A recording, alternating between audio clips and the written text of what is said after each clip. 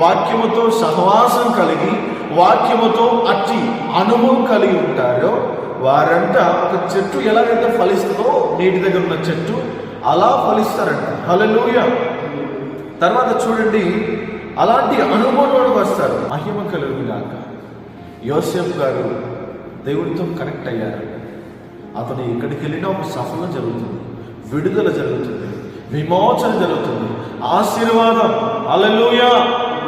దానియేలు, షద్రక్, మేషక్, అబేద్నెగోలు చూడండి, వాక్యము చేత నింపబడినటువంటి యవనస్తులు. ఆమేన్. వారి వాక్యం చేత నింపబడ్డారు. ఎక్కడికి వెళ్ళిన విడుదల, ఎక్కడికి వెళ్ళిన అద్భుతం, రాజుల సహితం సాగిలపడే పరిస్థితికి వచ్చేసారు.